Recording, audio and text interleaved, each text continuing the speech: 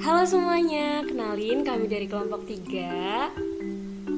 Di sini kami akan membagi pengetahuan mengenai metode-metode apa aja yang bisa digunakan dalam menanggulangi maupun mengurangi stres, kecemasan, fobia maupun trauma.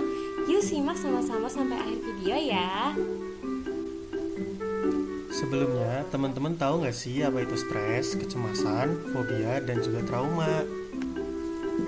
Jadi, stres menurut Selye tahun 1976 merupakan respon tubuh terhadap tuntutan atau tekanan dari lingkungan. Respon yang terjadi ketika individu dihadapkan pada ancaman maupun perubahan, serta stres dibagi menjadi dua, yaitu eustress yang mengarahkan stres pada hal yang positif dan distress yang mengarahkan pada stres negatif yang berpotensi merugikan kesehatan. Kecemasan menurut Clark tahun 1995 merupakan situasi di mana individu merasa terancam dan khawatir berlebihan tentang penilaian negatif dari orang lain. Kecemasan sosial muncul akibat interpretasi yang salah terhadap situasi sosial. Fobia menurut Coelho tahun 2009 dan Bouchard tahun 2012 merupakan suatu kondisi di mana terdapat ketakutan irasional terhadap suatu benda meskipun tidak ada bahaya nyata yang mengancam. Trauma menurut Kavanagh dalam Mental Health Channel tahun 2004 menyatakan tentang pengertian trauma adalah suatu peristiwa yang luar biasa yang menimbulkan luka dan perasaan sakit, tetapi juga sering diartikan sebagai suatu luka atau perasaan sakit berat akibat sesuatu kejadian luar biasa yang menimpa seseorang langsung atau tidak langsung, baik luka fisik maupun luka psikis atau kombinasi kedua-duanya. Berat ringannya suatu peristiwa akan dirasakan berbeda oleh setiap orang, sehingga pengaruh dari peristiwa tersebut terhadap perilaku juga berbeda antara seseorang dengan orang lain. Selanjutnya, ada penjelasan mengenai metode apa saja yang bisa digunakan untuk mengatasi permasalahan stres, kecemasan, fobia, dan trauma. Adapun metode yang akan dijelaskan ada 9 metode, yaitu berpikir positif, self-talk, pernapasan, social support, CBT, zikir, art therapy, journaling, dan skala prioritas. Pertama, metode berpikir positif menurut Albrecht tahun 1992 menyatakan berpikir positif sebagai perhatian yang tertuju pada subjek positif dan menggunakan bahasa positif untuk membentuk dan mengungkapkan pikiran. Lebih lanjut, Albrecht tahun 1992 menegaskan bahwa individu yang berpikir positif akan mengarahkan pikirannya kepada hal-hal yang positif, berbicara tentang kesuksesan daripada kegagalan, cinta kasih daripada kebencian, kebahagiaan daripada kesedihan, keyakinan daripada ketakutan, kepuasan daripada kekecewaan, sehingga ia akan bersikap positif dalam menghadapi permasalahan. Menurut Albrecht tahun 1992 ada 4 aspek berpikir positif, yaitu pertama, harapan yang positif atau positive expectation, mengarahkan pikirannya untuk melakukan sesuatu dengan lebih memusatkan perhatiannya pada kesuksesan, optimisme, pemecahan masalah, menjauhkan diri dari perasaan takut gagal. Yang kedua, afirmasi diri, merupakan memusatkan perhatiannya pada kekuatan diri, kepercayaan diri, dan melihat dirinya secara positif dengan dasar pikiran bahwa setiap individu sama berartinya dengan orang lain. Yang ketiga, pernyataan yang tidak menilai, merupakan suatu pernyataan yang lebih menggambarkan keadaan daripada menilai keadaan dan tidak fanatik dalam berpendapat. Yang terakhir, penyesuaian diri yang realistis, yaitu berusaha untuk menyesuaikan diri dengan kenyataan yang terjadi.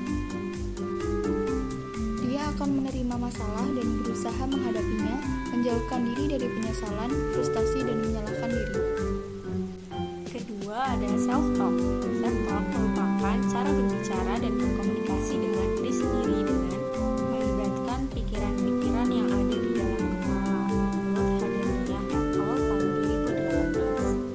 2018. Yang ketiga ada relaksasi pernafasan. Relaksasi pernafasan adalah salah satu teknik relaksasi yang berfokus pada pengaturan pola nafas untuk membantu menenangkan pikiran, tubuh, dan emosi. Teknik ini didasarkan pada teori autonomic control yang dikemukakan oleh Herbert Benson tahun 1975, yaitu kemampuan seseorang untuk mempengaruhi sistem syaraf otonom melalui pernafasan. Benson menyebut teknik ini sebagai bagian dari relaxation response yang merupakan reaksi fisiologis tubuh untuk mempengaruhi stres dan kecemasan. Cara dan teknik relaksasi pernapasan melalui pernapasan diafragma atau diafragma diafragmatik adalah dengan langkah-langkah.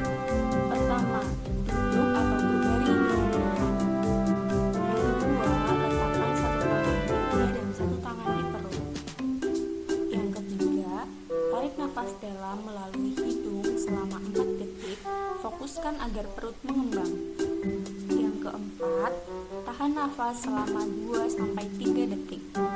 Yang kelima, buang nafas perlahan melalui mulut selama 6-8 detik.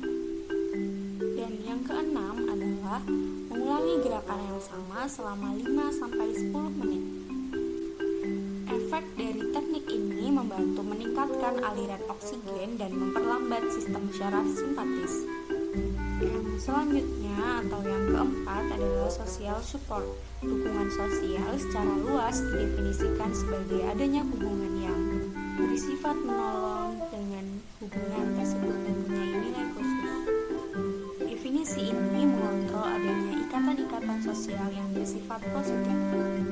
Suatu hubungan dianggap positif apabila individu yang terlibat memandang pengalaman dalam arti harapan dan aspirasinya dapat mendukung atau mempertahankan rasa harga dirinya, menurut Likert tahun 1961. Yang kelima ada CBT. Menurut Aron tahun 1960, CBT atau Cognitive Behavioral Therapy merupakan salah satu pendekatan psikoterapi yang difokuskan pada hubungannya pikiran, perasaan, serta perilaku yang ditimbulkan individu, mampu dikendalikan serta diatur dengan cara individu mengubah pola pikir yang negatif dengan pikiran yang lebih rasional. Aspek yang ada dalam CBT ada 2 menurut Aron tahun 1990. Yang pertama, aspek kognitif merupakan kemampuan yang digunakan untuk mengatasi kesalahan pada pola pikir, baik itu pengubahan pola pikir, keyakinan, imajinasi, maupun asumsi yang sumbernya dari kognitif individu. Yang kedua, aspek behavioral atau perilaku.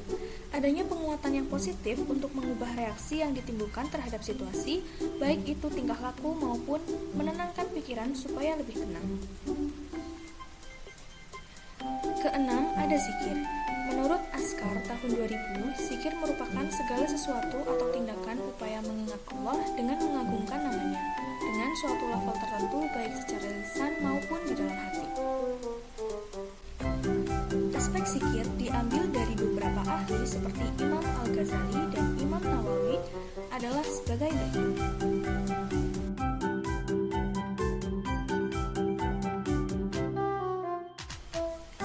Yang pertama, quantity atau kuantitas, merujuk pada seberapa banyak atau seberapa sering seseorang melaksanakan zikir.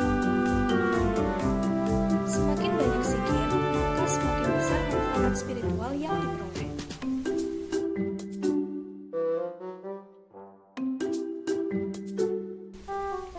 Kedua, duration atau durasi, merujuk pada lamanya waktu yang dihabiskan dalam berzikir.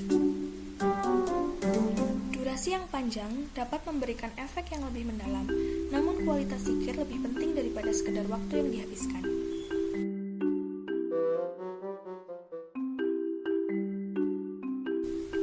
Ketiga, solemnity atau keseriusan. Hal ini merupakan faktor penting dalam menentukan kualitas zikir karena harus penuh dengan perhatian dan kesungguhan.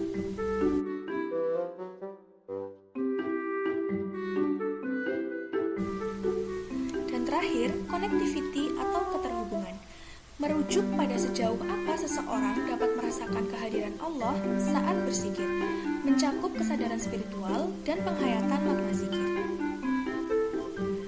Yang ketujuh ada art therapy. Menurut Nembre tahun 2004 menggambarkan metode art therapy ini dengan melepaskan ketidaksadaran melalui ekspresi seni secara spontan sebagai akar transfer hubungan antara pasien dan terapis pada dorongan asosiasi bebas yang merujuk pada teori psikoanalisa. Pengobatan tergantung pada pengembangan hubungan yang diinterpretasi pasien melalui desain simbolis. Bisa juga gambar yang dihasilkan menjadi bentuk komunikasi antara pasien dan terapis. Yang kedelapan ada journaling.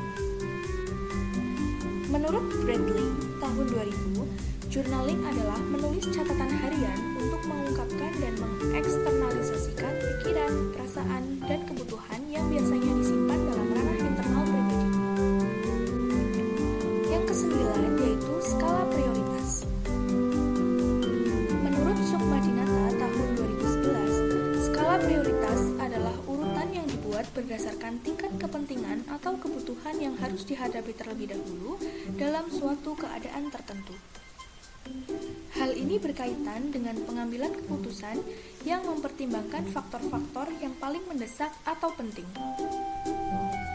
Selanjutnya masuk ke dalam masalah dan metode penyelesaian. Masalah stres akademik. Seorang mahasiswa tingkat akhir mengalami stres mendalam saat mengerjakan skripsi karena merasa tertinggal dibanding teman-temannya. Beberapa sudah seminar proposal atau sempro, bahkan seminar hasil atau semhas. Sementara ia masih berjuang menyelesaikan bab 2. Proses bimbingan terasa berat karena sering mendapatkan revisian, ditambah rasa cemas setiap kali membuka media sosial dan melihat pencapaian teman lain dari jurusan yang berbeda. Stres ini membuatnya sulit fokus, mudah lelah, dan merasa tidak cukup baik, hingga akhirnya ia mencoba art terapi sebagai cara untuk mengelola emosinya. Dengan melukis dan menggambar secara rutin, ia merasa lebih tenang, mampu mengungkapkan tekanan tanpa kata-kata, dan mendapatkan ruang refleksi untuk memahami emosi negatifnya.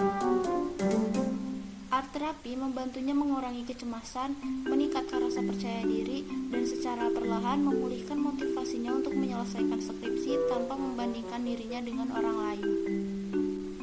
Masalah kecemasan. Pada hari presentasi, seorang mahasiswa merasa gugup dan kecemasan menyelimuti dirinya. Tangannya yang gemetar hampir membuatnya kehilangan kata-kata, sementara pikirannya berlarian, khawatir jika ia tidak mampu menyampaikan materi dengan baik di depan teman-teman dan dosen yang menunggu dengan penuh perhatian. Dengan tenang, ia mulai berzikir untuk menenangkan pikiran sambil mempraktikkan teknik relaksasi pernapasan untuk mengatur detak jantungnya. Setelah beberapa menit, rasa cemasnya mulai mereda dan ia mengganti pikirannya dengan keyakinan bahwa ia telah mempersiapkan dengan baik dan mampu melakukannya dengan percaya diri. Yang selanjutnya adalah masalah fobia darah yang dialami seorang mahasiswi berawal saat kecil. Dia terjatuh dari sepeda, kemudian mahasiswi itu terluka cukup parah. Dengan kondisi itu, dia tanpa disengaja melihat dirinya di depan kaca rumah, yang kemudian mahasiswa itu merasa takut yang berlebihan sampai menjadi fobia terhadap darah yang belum bisa diatasi sepenuhnya sampai saat ini.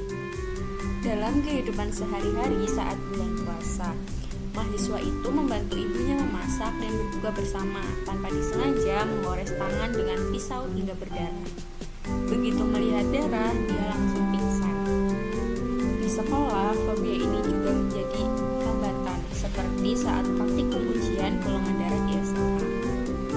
Mahasiswi itu harus mengambil darah sendiri, tetapi setelah 4 kali mencoba, mahasiswi tetap merasa sangat takut dan tersugesti akan pingsan jika melihat darah.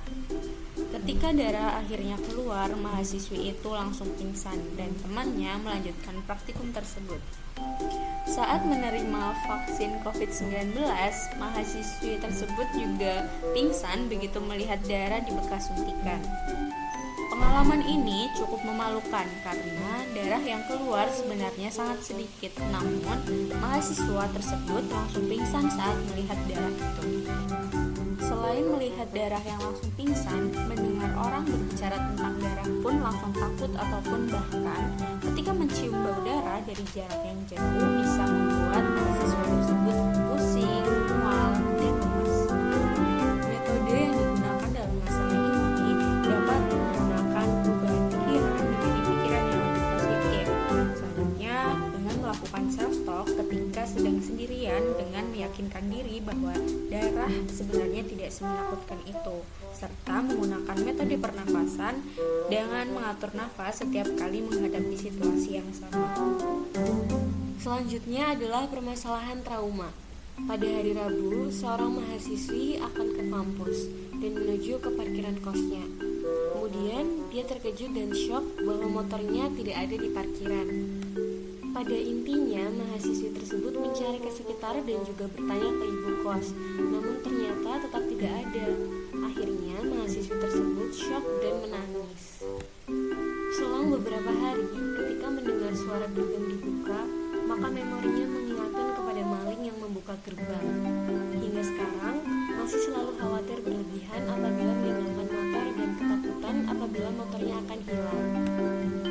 Dari peristiwa kehilangan motor tersebut, traumanya semakin parah karena saudaranya juga kehilangan motor. Semenjak hilangnya motor dirinya dan juga saudaranya, maka mahasiswa tersebut hanya ingin membeli motor second karena takut motornya akan hilang kembali. Metode yang digunakan dalam penanganan kasus ini adalah dukungan sosial dengan dukungan dari teman-teman dan juga keluarga, bahwasanya hal tersebut terjadi bukan karena kesalahan mahasiswi tersebut. Kemudian ia juga mendapatkan dukungan seperti mendapat goncengan motor, nasihat, dan juga kalimat penenang ketika dirinya merasa ketakutan. Jadi cukup sekian video edukasi dari kami. Sampai jumpa.